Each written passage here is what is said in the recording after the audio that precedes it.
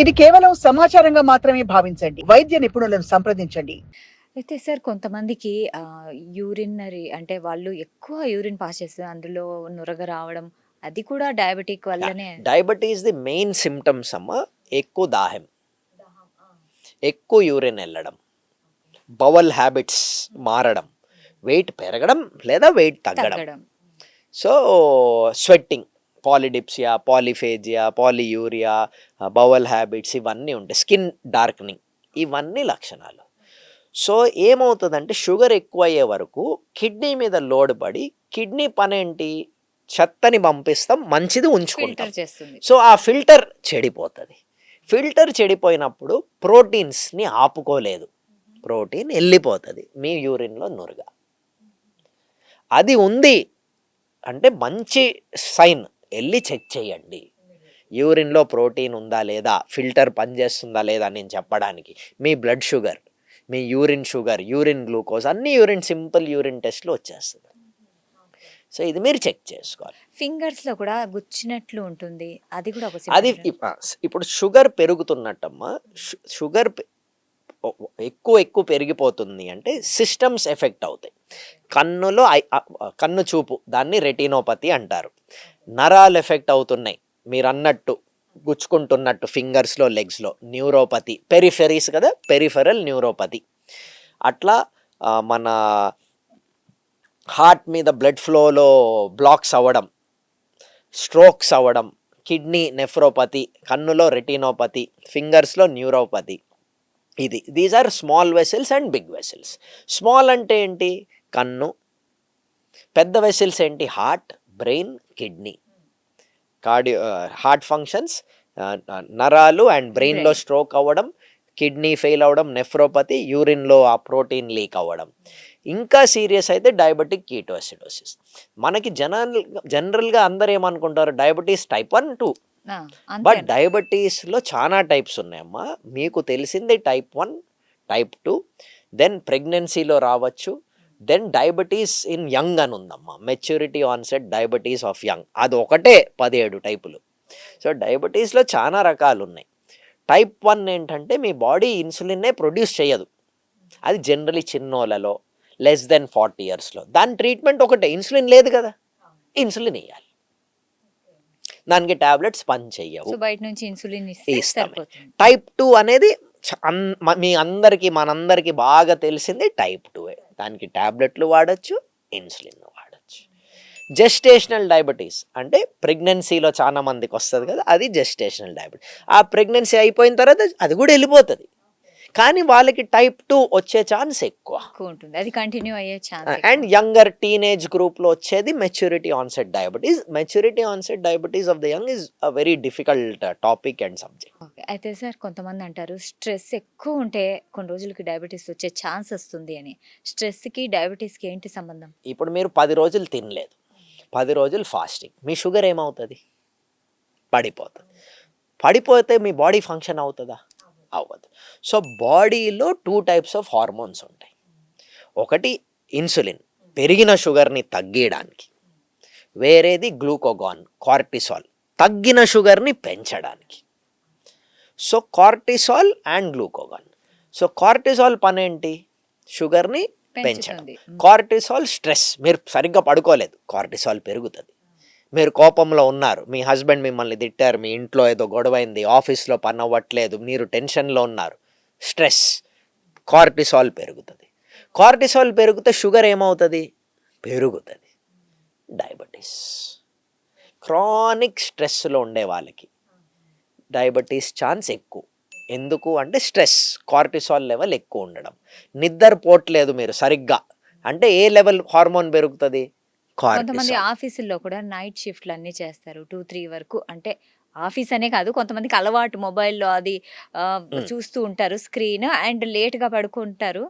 దానివల్ల కూడా ఎస్ అమ్మా. ఇప్పుడు మీ body is designed to sleep when the sun sets and wake up when the sun rise. That is called circadian rhythm. 8-9కి పడుకోవాలి, పొద్దున్న 5-6కి లేవాలి. That is how the body has been designed.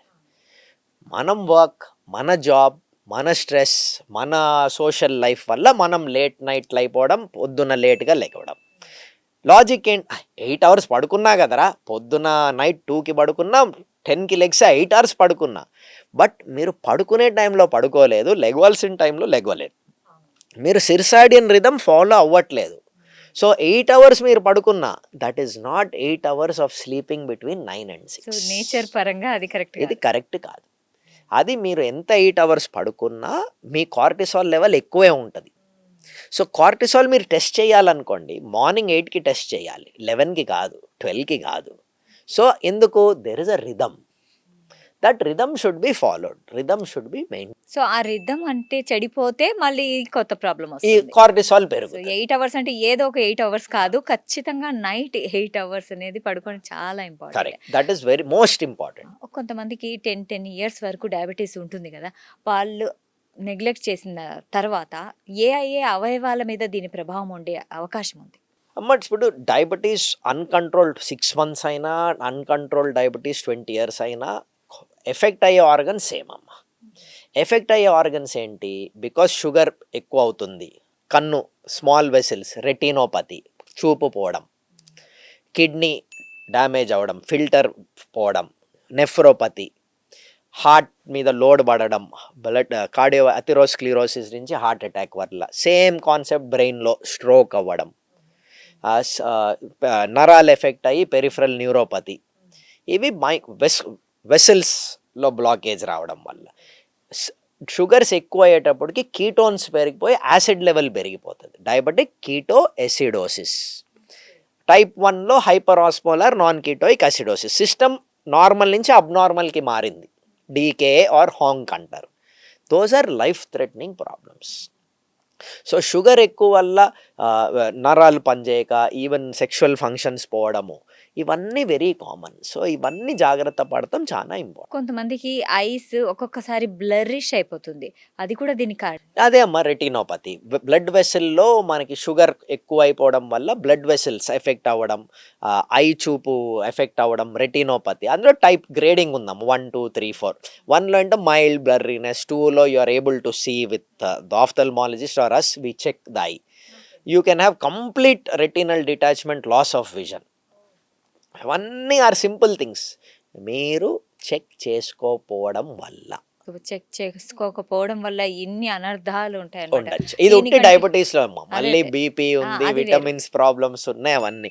All మీరు చేయాల్సింది ఫాస్టింగ్ షుగర్, ఒక 5 ml ఇస్తున్నారు సంవత్సరానికి ఒక్కసారి, బ్లడ్ యూరిన్ శాంపుల్, ఈసీజీ చేయండి. నిజంగా సార్ మీరు చెప్తుంటే, ఎందుకంటే బ్లడ్ టెస్ట్ అంటే మనల్ని మనం చెక్ చేసుకోవడానికి, దీనికి ఒకవేళ చేయించుకుంటే చాలా మూల్యం చెల్లించక తప్పదు. ఇంకోటమ్మా, ఇందాక మీరు ఫింగర్ ప్రిక్ అడిగారు, ఆ ఫింగర్ ప్రిక్లో కూడా మీరు బ్లడ్ టెస్ట్ చేసుకోవచ్చు ఇంట్లో. బట్ ఆల్వేస్ రిమెంబర్, దాది 15 to 20% తక్కువ ఉంటుంది. బికాజ్ మీరు బ్లడ్ వెసిల్ ఇక్కడ ఎంత చిన్నది, క్యాపిలరీ, మేజర్ బ్లడ్ వెసిల్ పెద్దది.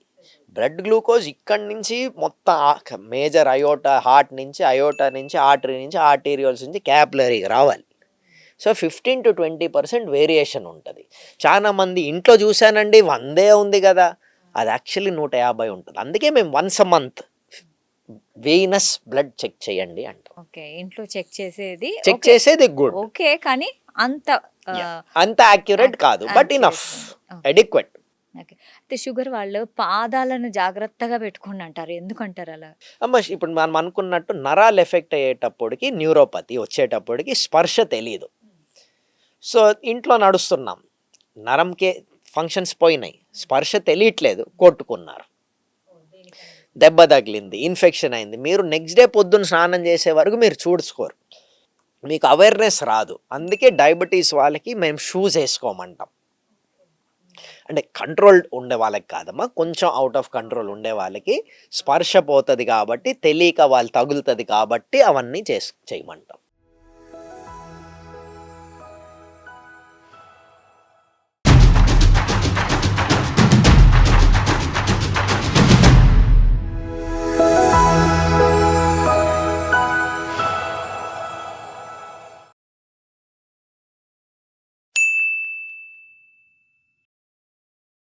సాక్షి టీవీ ప్రసారాలను నిలిపివేయడం చట్టరీత్యా నేరం. సాక్షి టీవీ ప్రసారాల కోసం మీ స్థానిక కేబుల్ ఆపరేటర్ను వెంటనే సంప్రదించండి. DTH లో ఇంటర్నెట్ లో కూడా సాక్షి టీవీ ప్రసారాలను వీక్షించవచ్చు.